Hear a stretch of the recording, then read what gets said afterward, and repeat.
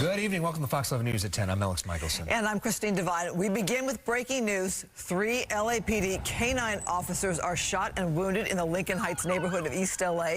The armed suspect is dead. All this following a citywide tactical alert in which neighbors were asked to stay inside, lock all their doors.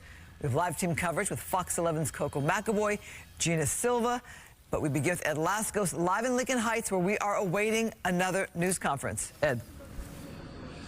And Christine, a dramatic scene playing out here the last few hours in Lincoln Heights. 3 LAPD officers, all canine officers from the Metro Division, hit by gunfire. All 3 rushed to the ER, listed as stable right now, not life-threatening injuries. All of this after an exchange of gunfire with a parolee at large turned suspect, turned gunman. Some more now from the LAPD commander who's briefing us. Let's listen to some of what the commander has to say. However, that suspect continued to not listen to what they were asking and to comply. So at that point, it was determined that the canine officers would deploy a chemical agent in an effort to try to get the suspect to come outside peacefully. And unfortunately, that suspect responded to that chemical agent by opening the shed and opening fire on the officers. The officers then returned fire, and as a result of that, 3 officers from the Metropolitan Canine Unit were struck. They were subsequently transported to a local hospital where they're currently in stable condition. Now, after that occurred, a containment was set up, additional resources were brought in, officers from Metropolitan Division SWAT, as well as a response from numerous officers throughout the area. The city was declared a citywide tactical alert, and those SWAT officers went and conducted a search of that area. And as they conducted a search of that area, they located the suspect, who was at that time non-responsive. And so they asked for Los Angeles Fire Department resources to come in. Medical personnel from the Los Angeles Fire Department arrived at the scene, made an assessment, and at that point, the suspect was declared, he was pronounced dead. At this time, the city has resumed, they've moved from the citywide tactical alert and moved to a modified tactical alert, meaning that only the impacted area has officers still staying on duty. Other areas have resumed their normal patrol duties. That area where the incident occurred, it's going to remain impacted for some time. So people will be impacted with traffic. There'll be a lengthy investigation that's conducted, and as soon as we have more information that we can update, we'll go ahead and provide that at that time. Was the investigation conducted by your agency? So it's LAPD doing the investigation initially? It was initially LAPD personnel from Hollenbeck Division that were conducting the investigation. It was What's the nature of the investigation? It was for a suspect who's wanted as a parolee at large. How did they know about that person? I don't have that information at this time, but we can get that to you in an update. Commander, when DT was up to the house where this guy was barricaded in, did officers have to go in to find him? Were they using cameras or anything else to go in? Why did they make the determination to send firefighters in to check on this guy? Did they go in to see him with no motion? Why? No, so first of all, I don't want to talk about him being contained inside of a location. Barricades can be open barricades in an open area. It could be, and as I am understanding, the suspect was located in the same vicinity where that initial exchange of gunfire occurred. A house, a shed? There was a shed. So What did they do? They opened the shed, found him there, and correct. So there was a SWAT response to do a search after the fact. As they did that search, they have paramedics or personnel that are assigned to them, and they located the suspect there non-responsive. indications are, is this self-inflicted gunshot wound or was it by gunfire from the canine? It's too early in the investigation to determine that. Unfortunately, it is preliminary, and we don't have that information yet. And multiple times, single time, Still don't know. So how many, did all of your canine officers fire on the suspect? That's still undetermined. So was there a weapon? What weapon was found? I am not aware. I don't have information on that yet. And again, it is very preliminary in the investigation. If that information is gleaned, then we'll go ahead and we'll update as we learn more. So did you hear from the scene, though, the initial officers, did you hear whether or not it was a rifle used that was shot the officer? An update from the LAPD commander, his words on exactly what happened. Some video now of the scene, a dramatic scene as it played out over the last few hours. If we could go to that video. As soon as the LAPD officer has called for help, officers down, officers hit, citywide tactical alert. That means LAPD raced here to this neighborhood, lights and sirens coming in.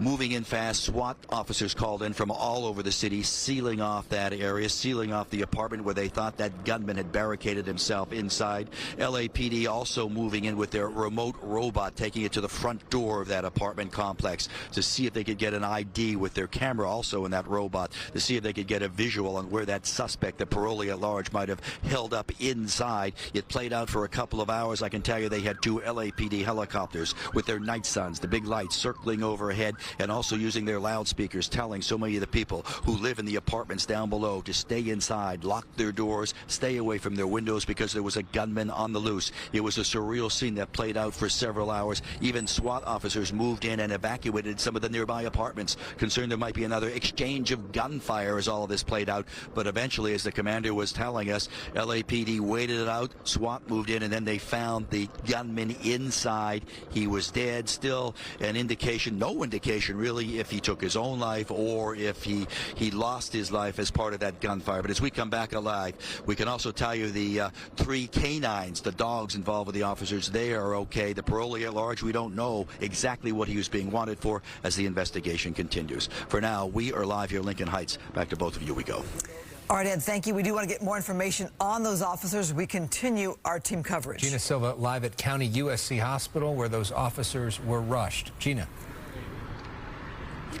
Alex, Christine, we can tell you that despite being shot multiple times, those 3 officers of the Metro Division are in stable condition tonight. Now, we do have footage of when this happened, and you can see some of that video. It was very dramatic. All of those officers were brought here to LA County USC. This is a level 1 trauma hospital. Now, 2 officers were transported by other officers in their patrol units, and 1 officer was transported by ambulance. Initially, no one knew the extent of their injuries, so members of law enforcement from different agencies began arriving at the hospital, but as soon as they learned the officers were expected to survive, many left and headed to where the search for the suspect was taking place. The LAPD gave us an update here at the hospital about 9 p.m., and we also spoke with Mayor Karen Bass and Councilman Kevin De Leon. This is what they both had to say. Mayor Bass, you spoke with the officers. Yes. Can you describe what they said, what you told them to cheer them up? Sure. Well, I just told them that the city stood behind them, that when I found out what happened to them, that I wanted to personally come and speak to them. I didn't have an opportunity to speak to the families, but I would tell you that the 2 officers I spoke to were strong, battle ready, worried about their comrades that were still in the field, and that's what they talked to me about. My message to the families is that my prayers, my heart goes out to them. I'm so glad that their family members are okay. You know, they're still in a lot of pain. They were shot, multiple gunshot wounds, but the fact that they're okay, I think is what we want to hear and what we want to see. They put themselves in harm's way every day to protect citizens across the city of LA. This is a very, very difficult day for the city of LA, especially for the Metro Division. And Councilman Kevin De Leon told us that the members of the Metro Division were also the ones who arrested the suspect in the killing of that teenager in El Sereno. So today it has been a very busy day for the Metro Division, the LAPD Metro Division. Again, those 3 officers who were shot are in stable condition and expected to survive. I'll send it back to you guys in the studio. And Gina, it's especially interesting for Bass, who worked at LA County USC Hospital as a physician's assistant before, so she's been in that ER with patients. Absolutely, and she mentioned that. She said, I worked here, I know what it's like, I know what they're dealing with, and so she's very familiar with what the nurses and the doctors were dealing with, and she brought a little bit of her experience and, you know, her knowledge and giving some cheering them up, you know, and saying, you're going to be okay, and we're here to support you. And I'll tell you, Mayor Bass was here and Councilman Kevin De Leon, and those are the only 2 city officials that we saw here today outside of the hospital. All right, Gina, thank you. Reminded we have a new mayor we'll be seeing at scenes like this. We return to the scene now where Coco McAvoy is, and she talked to neighbors as all this was going down. Coco. Good evening. That's right. We're live at Mission near Soto, and as you can see, there is still an active police investigation. Police officers are still blocking this area, and several streets within this neighborhood are also blocked off as police continue their investigation following the shooting. And as you heard from that police officer, he said the neighborhood is going to be impacted and there's going to be traffic. And I want to show you just over the last few minutes, that's exactly what has happened here on this street. There is a line that has formed here with people simply trying to get back into their neighborhood, trying to get home.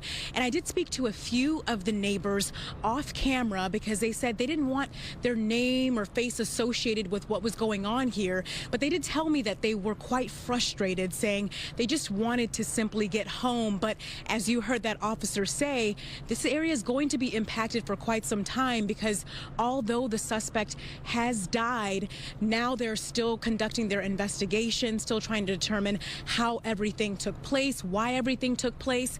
I can also tell you that when we first arrived here, you could hear on the helicopters officers telling people to stay inside of their homes. And that's exactly what we witnessed out here for a majority of the couple of hours that we've been out here. But then that short few minutes ago, as I mentioned, this line has started to form with people really wanting to get to their homes. We will continue to monitor this story. For now, let's send it back to you.